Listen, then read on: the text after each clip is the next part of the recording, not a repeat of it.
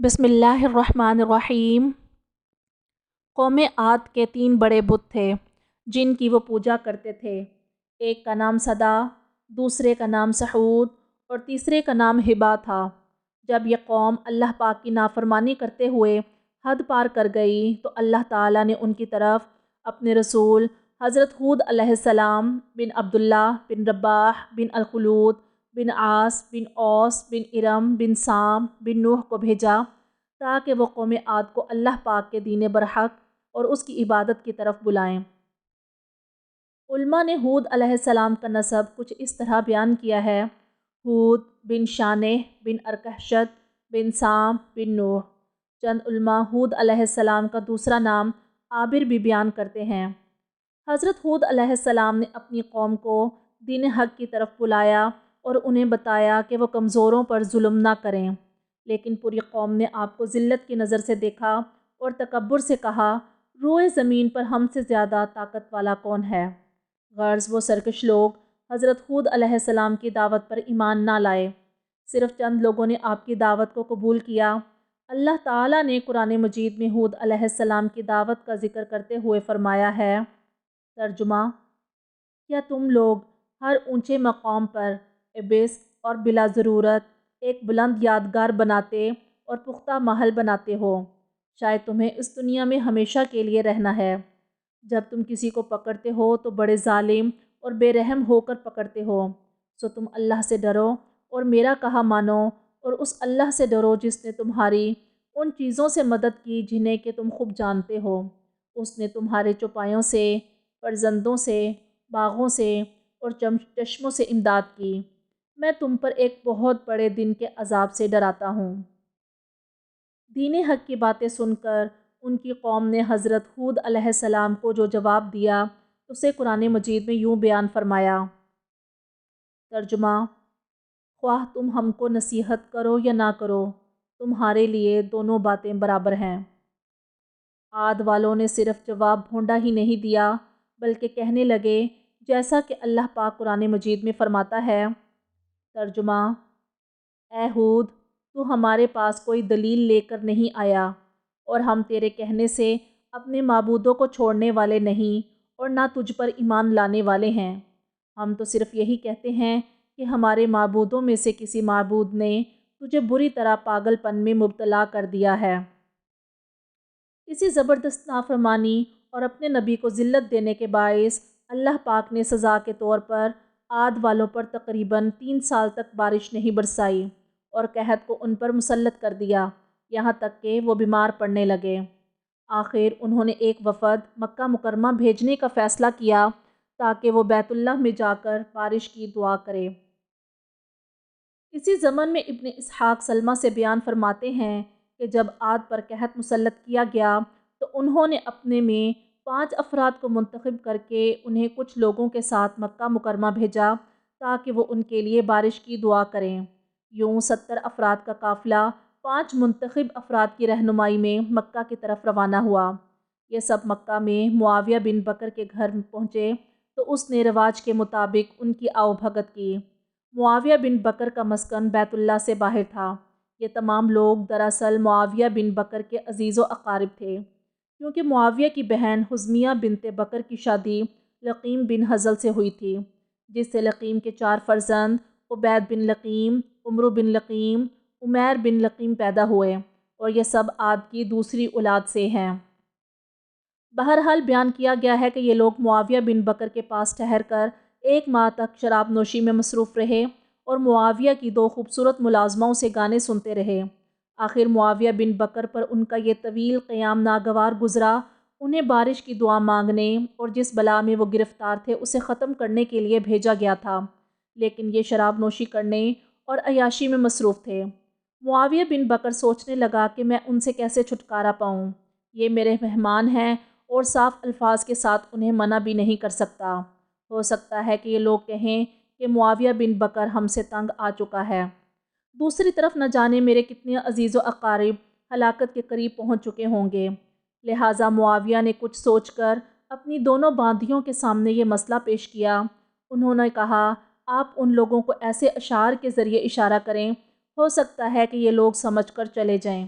معاویہ بن بکر نے یہ مشورہ پسند کیا اور ایک محفل میں درج ذیل اشعار پڑھے۔ اے قیل کہ یاد رکھو ہلاکت ہو تمہارے لیے، اٹھو اور جاؤ، ہو سکتا ہے کہ اللہ پاک تمہیں بادلوں سے سیراب کرے، وہ پھر عاد کی سرزمین کو سیراب کرے گا، کیونکہ عاد بات کرنے کی قوت نہیں رکھتے۔ ان کی عورتیں جو پہلے خیر اور عافیت سے رہتی تھیں اب بیوہ اور مسکین ہو گئی ہیں، مگر تمہیں جو چاہتے ہو وہ دن اور رات عطا کیا جاتا ہے۔ بے شک وحشی حیوان اب علل اعلان ان کے سامنے آتے ہیں اور وہ ان کے تیروں سے نہیں ڈرتے۔ پیاس کی شدت کے باعث ہم کسی بڑے سے امید رکھتے ہیں نہ کسی بچے سے، لہٰذا تو اپنی قوم عاد کے وقت کی برائی کر اور انہیں سلام تک نہ کر۔ یہ شعر جب معاویہ بول چکا تو اس کی باندیوں نے اسے گایا، تو ان شعروں کو سن کر عاد نے آپس میں ایک دوسرے سے کہا، ہمیں بارش طلب کرنے کے لیے بھیجا گیا تھا، لیکن ہم یہاں آ کر عیاشی میں پڑ گئے، لہٰذا اب حرم میں جا کر اپنی قوم کے لیے بارش طلب کرنی چاہیے۔ کہا جاتا ہے کہ ان لوگوں میں مرثد بن سعد بن عقیر بھی شامل تھا جو مسلمان تھا، لیکن اس نے اپنا دین چھپا رکھا تھا۔ وہ بولا، تمہیں بارش سے سیراب نہیں کیا جائے گا جب تک تم اللہ اور اس کے رسول کی فرما برداری نہ کرو گے۔ اس موقع پر وفد کے لوگ جان گئے کہ مرثد بن سعد اسلام لا چکا ہے۔ یہ سنتے ہی جلحمہ نے مندرجہ ذیل اشعار پڑھے۔ اے مرثد، تو ایک حیثیت والے قبیلے سے تعلق رکھتا ہے، تیری ماں سمود سے ہے، اس کے باوجود جب تک ہم زندہ ہیں تیری اطاعت ہرگز نہ کریں گے اور نہ وہ کام کریں گے جو تو چاہتا ہے۔ کیا تو ہمیں حکم دیتا ہے کہ ہم آل رفد، زمل، صد اور عبود کو چھوڑ دیں، اور کیا تو یہ خواہش رکھتا ہے کہ ہم اپنے محترم آباء و اجداد کا دین چھوڑ کر ہود علیہ السلام کی پیروی کریں؟ روایت ہے کہ رفد، زمل، صد وغیرہ یہ سب عاد کے قبیلے ہیں اور عبود بھی انہی میں سے ہے۔ انہوں نے پھر معاویہ بن بکر اور اس کے باپ بکر کو کہا کہ تم مرثد بن سعد کو یہاں ہی ٹھہرائے رکھو اور اسے مکہ نہ آنے دینا، کیونکہ وہ ہود علیہ السلام کی پیروی کرنے لگا ہے۔ مگر جب یہ لوگ مکہ جانے کے لیے روانہ ہوئے تو مرثد بن سعد بھی چپکے سے معاویہ کے گھر سے نکلا اور انہیں حرم میں دعا مانگنے سے پہلے جا لیا۔ پھر کھڑا ہو کر اللہ تعالیٰ سے دعا مانگنے لگا، اللہ تعالیٰ تو میری حاجت کو پورا کر دے اور مجھے اس وفد کی طرف سے بری رکھ۔ اس وفد کا رہنما قیل بن اطران تھا، وہ بھی دعا مانگنے لگا، اے اللہ پاک، ہود سچے ہیں، لہٰذا تو ہمیں سیراب کر دے۔ اس دعا کے بعد اللہ تعالیٰ نے 3 بادل سفید، سرخ اور سیاہ رنگ کے بھیجے۔ ان بادلوں میں سے پھر کسی نے پکار کر کہا، اے قیل، تو اپنی قوم کے لیے اور اپنے لیے ان بادلوں میں سے کوئی بادل پسند کر لے۔ تو اس نے کہا، میں نے کالے بادل کو پسند کیا کیونکہ اس میں زیادہ پانی ہے۔ اس وقت کسی نے پکار کر کہا، اے بادل، تو عاد کو راکھ کا ڈھیر بنا دے اور ان میں سے کسی کو بھی زندہ نہ چھوڑ، نہ کسی باپ کو اور نہ کسی باپ کے بیٹے کو، سوائے بنو لوذیہ کے۔ بنو لوذیہ سے مراد بنو لقیم بن حزال بن حزیل بن حزیلہ بنت بکر ہے۔ یہ لوگ عاد کے ساتھ نہیں تھے بلکہ مکہ میں اپنے ماموں کے ساتھ مقیم تھے۔ یہ بھی عاد میں سے تھے، لیکن ان کا تعلق ہلاک ہونے والے عاد سے نہ تھا، اس لیے انہیں عذاب سے محفوظ رکھا گیا۔ اس کے بعد اللہ رب العزت نے اس کالے بادل کو، جس کا انتخاب قیل بن اطران نے کیا تھا، وادی مغیث تک پہنچا دیا۔ حقیقت میں اس میں عاد والوں کے لیے دردناک عذاب پوشیدہ تھا۔ جب عاد نے اس بادل کو دیکھا تو ایک دوسرے کو بارش کی بشارت دینے لگے۔ اسے قرآن مجید میں یوں بیان کیا گیا ہے۔